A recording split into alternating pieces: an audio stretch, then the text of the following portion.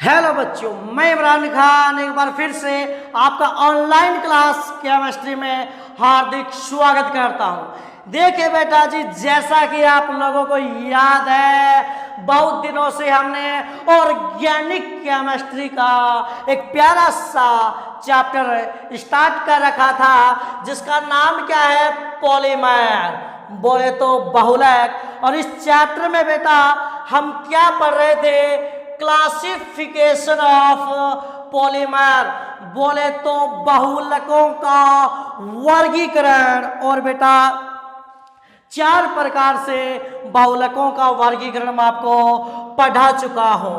पहला वर्गीकरण मैंने एक क्लक के आधार पर पढ़ाया था, दूसरा वर्गीकरण मैंने स्रोत के आधार पर पढ़ाया था, तीसरा वर्गीकरण मैंने संरचना के आधार पर पढ़ाया था, और चौथा वर्गीकरण मैंने संश्लेषण के आधार पर या बहुलीकरण की प्रक्रिया के आधार पर पढ़ाया था।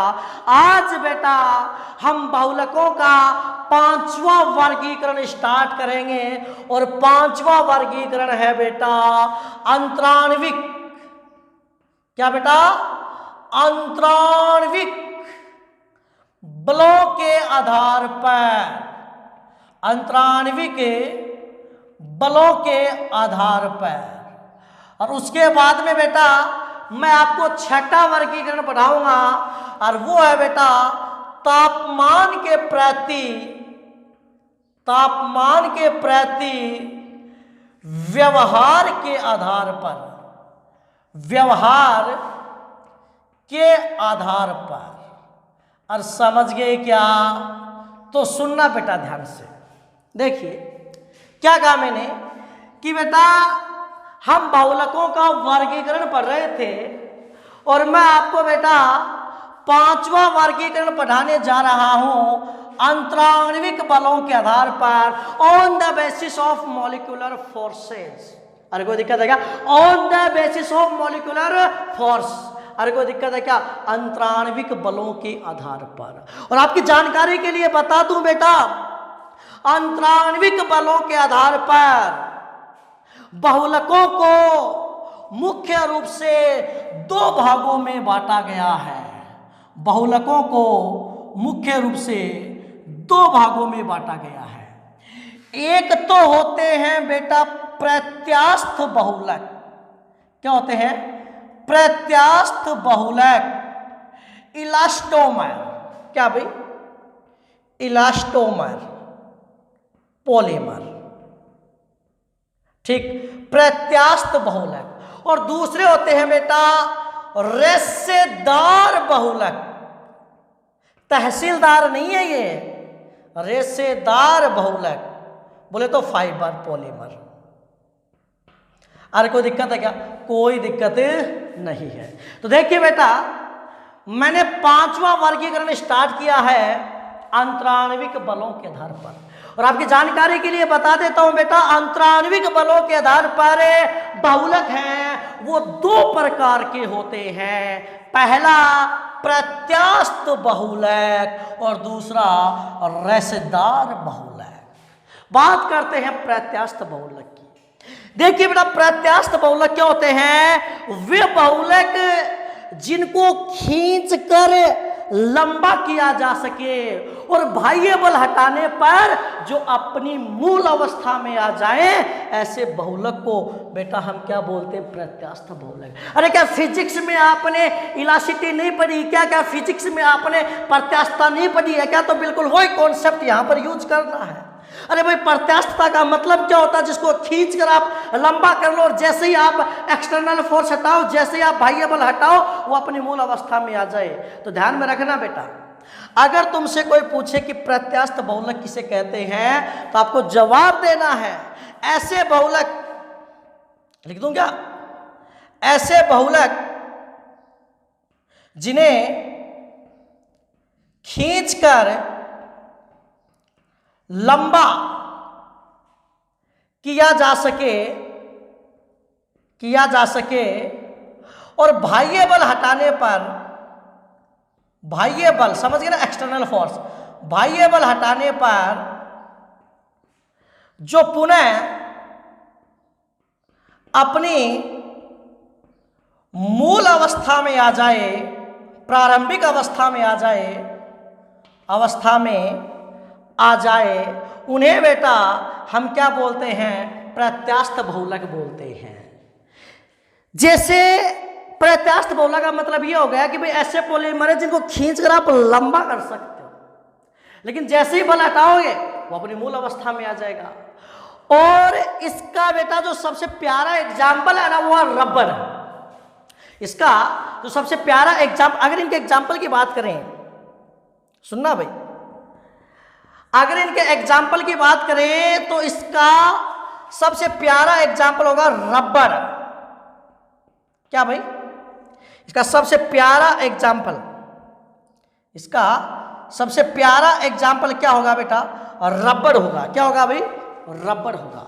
अब आपको आगे मैं पढ़ाऊंगा, रबर भी दो प्रकार के होते हैं, प्राकृतिक रबर और संश्लेषित रबर। तो दुनिया में जितने भी रबर हैं वो सारे के सारे रबर, ये मान के चलो, प्रत्यास्थ बहुलक के एग्जाम्पल हैं। अरे ठीक है क्या? हालांकि जो प्राकृतिक रबर होता है, कि पढ़ाऊंगा मैं आपको कि प्राकृतिक रबर में तो वैसे ही प्रत्यास्थता का गुण क्या होता है? कम होता है, इसलिए उसको सल्फर के साथ गर्म करते हैं ताकि उसमें प्रत्यास्थता का गुण बढ़ जाए। उस प्रक्रिया को बोलते हैं प्राकृतिक रबर का वल्कनीकरण। वो इस चैप्टर में आगे आएगी बेटा, कोई दिक्कत है क्या? तो ध्यान में रखना, प्रत्यास्थ बहुलक का सबसे प्यारा एग्जाम्पल हो जाएगा रबर।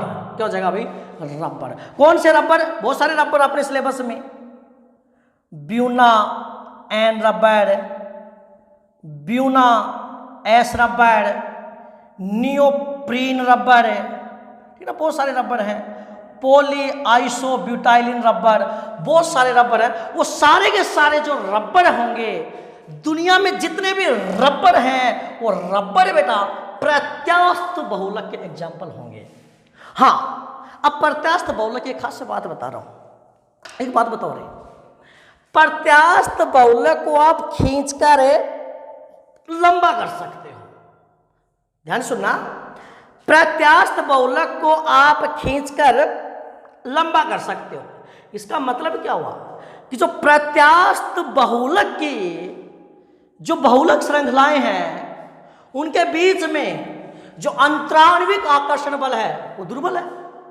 अरे भाई, आप रबर को खींचकर लंबा कर रहे हो, इसका मतलब क्या है कि रबर में जो बहुलक श्रृंखलाएं हैं, उनके बीच में जो अट्रैक्शन फोर्स है, उनके बीच में जो अंतराण्विक आकर्षण बल है, वो क्या है? कमजोर है। तभी तो आप उसको खींच कर लंबा कर पा रहे हो। अगर इनकी बहुलक श्रृंखलाओं के बीच में अंतराण्विक आकर्षण बल मजबूत होता तो क्या आप रबर को खींचकर लंबा कर पाते? क्या नहीं कर पाते? अरे यस कि नो? तो ध्यान में रखना बेटा एक पॉइंट, और वो पॉइंट ये है कि प्रत्यास्थ बहुलक की बहुलक श्रृंखलाओं के बीच में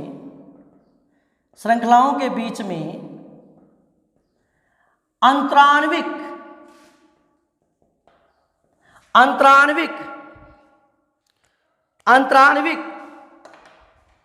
आकर्षण बल,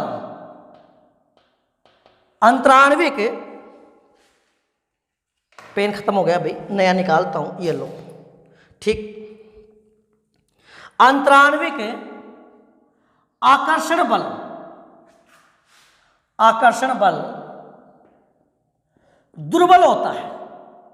दुर्बल क्या? बहुत ही ज्यादा वीक होता है। अरे कोई दिक्कत है क्या? कोई दिक्कत नहीं। ये बेटा इसका सबसे इंपॉर्टेंट पॉइंट है।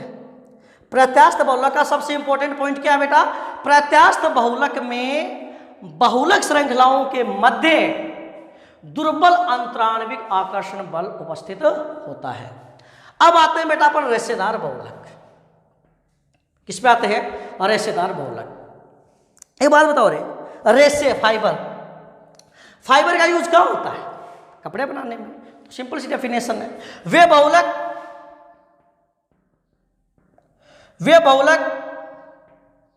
जिनका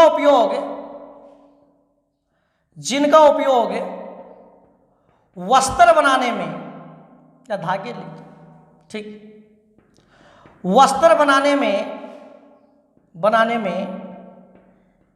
किया जाता है, उन्हें बेटा हम क्या कहते हैं? और रेशेदार बहुलक कहते हैं। तो बताओ बेटा रेशेदार बहुलक की परिभाषा क्या होगी? ऐसे बहुलक जिनका उपयोग वस्त्र बनाने में किया जाता है उन्हें अपन क्या कहते हैं? रेशेदार बहुलक कहते हैं। फॉर एग्जाम्पल, दो फेमस एग्जाम्पल लिखी दो। एक तो कौन है? अरे बोल, अभी बता। एक तो कौन है? Terylene, terylene. और एक कौन है? नाइलॉन, चाहे कौन सा भी हो भाई, नाइलॉन 6 हो या नाइलॉन 66 हो, जो भी हो, कोई दिक्कत है क्या? ये दो फेमस एग्जाम्पल इसके याद कर लेने हैं। अरे कोई दिक्कत है क्या? कोई दिक्कत वाली बात नहीं है। तो रेशेदार बहुलक क्या होते हैं बेटा? वे बहुलक जिनका उपयोग वस्त्र या धागे बनाने में किया जाता है उन्हें रेशेदार बहुलक कहते हैं। कोई दिक्कत है क्या? एग्जाम्पल क्या होगा? टेरिलीन और नाइलॉन। अब एक बात बताओ, जैसे हमारे वस्त्र हैं, मेरा एक कुर्ता है, मान लो हमारे वस्त्र है, क्या हमारे वस्त्र को हम खींच कर लंबा कर सकते हैं क्या? नहीं कर सकते। हाँ, कुछ एक जैसे मान लो अगर आपने कोई टी शर्ट पहन रखी है तो हाँ, कुछ एक क्लॉथ ऐसे होते हैं जिसमें इलास्टिसिटी होती है, वो जानबूझकर मिलाते हैं ब्रांड वाले, ठीक है ना बेटा? अरे समझ गए ना? लेकिन ज़्यादातर जैसे मान लो आपका सर्दियों का कोट हो गया, ठीक है ना, कोई रेशमी कपड़ा हो गया, कोई रेशमी साड़ी हो गई, तो क्या आप उस कपड़े को खींच कर ऐसा लंबा कर सकते हो क्या? नहीं कर सकते। इसका मतलब क्या है कि जो रेशेदार बहुलक होता है, जो रेशेदार बहुलक होता है, उसके बहुलक श्रृंखलाओं के बीच में जो अंतराणविक आकर्षण बल वो मजबूत है। अरे आप उसको खींचकर लंबा नहीं कर पा रहे हो, इसका मतलब क्या है कि अट्रैक्शन फोर्स क्या है? ज्यादा है। तो ध्यान में रखना बेटा, रेशेदार बहुलक में रेशेदार बहुलक में बहुलक श्रृंखलाओं अभी ध्यान से पढ़ना इसको, बहुलक श्रृंखलाओं के मध्य अंतराणविक आकर्षण बल, अंतराणविक आकर्षण बल क्या होता है भाई? प्रबल होता है। अंतराणविक आकर्षण बल क्या होता है भाई? प्रबल होता है। अरे कोई दिक्कत वाली बात है क्या? कोई दिक्कत वाली बात नहीं है। तो ध्यान में रखना बेटा, जो प्रत्यास्थ बहुलक है उनकी बहुलक श्रृंखलाओं के बीच में जो अंतराणविक आकर्षण बल वो दुर्बल होता है, और जो रेशेदार बहुलक है उनकी बहुलक श्रृंखलाओं के मध्य जो अंतराणविक आकर्षण बल है वो क्या होता है बेटा? प्रबल होता है। अरे कोई दिक्कत वाली बात है क्या? कोई दिक्कत वाली बात नहीं है। आगे की बेटा बात समझ में, ठीक है? अगला जो अपना वर्गीकरण है बेटा वो है तापमान के प्रति व्यवहार के आधार पर। और आपकी जानकारी के लिए बता दूं बेटा, तापमान के प्रति व्यवहार के आधार पर बहुलक दो प्रकार के होते हैं। एक तो होता है थर्मोप्लास्टिक, ठीक, और एक होता है थर्मोसेटिंग, ठीक है? एक तो होता है ताप दृढ़ और एक होता है ताप सुगट्टे, ठीक। अब दोनों में अंतर क्या होता है वो सुनो। थर्मोप्लास्टिक क्या होते हैं? ऐसे बहुलक होते हैं जिनको आप गर्म करोगे तो पिघल जाएंगे और ठंडा करोगे तो ठोस हो जाएंगे। थर्मोप्लास्टिक क्या होते हैं? ऐसे बहुलक जिनको यदि आप गर्म करोगे ना तो पिघल जाएंगे, ठंडा करोगे तो ठोस हो जाएंगे। और ऐसे बहुलकों को आप किसी भी शेप में डाल सकते हो, किसी भी सांचे में डाल सकते हो। और इसकी एक खास बात है, इन बहुलकों की बहुलक श्रृंखलाओं के बीच में जो अंतराणविक आकर्षण बल होता है ना, वो प्रत्यास्थ और रेशेदार बहुलकों के आकर्षण बल के बीच का होता है।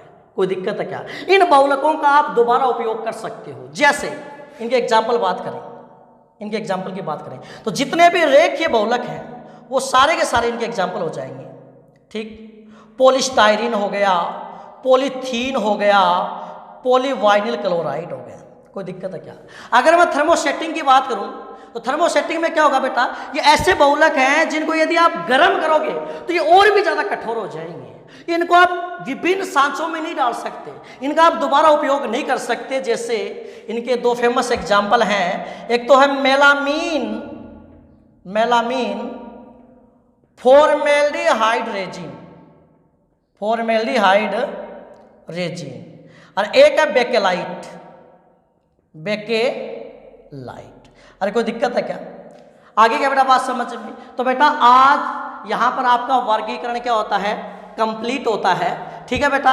फिर भी इस वर्गीकरण में एक बात याद रखने लायक है, सबसे ज़्यादा जो अंतराण्विक आकर्षण बल होता है वो किस में होता है? फाइबर में होता है। उससे कम किस में होता है भाई? थर्मोप्लास्टिक में होता है, थर्मोप्लास्टिक में होता है। और सबसे कम किस में होता है? इलास्टिक में होता है। कोई दिक्कत है क्या? कोई दिक्कत वाली बात नहीं है। Thank you very much.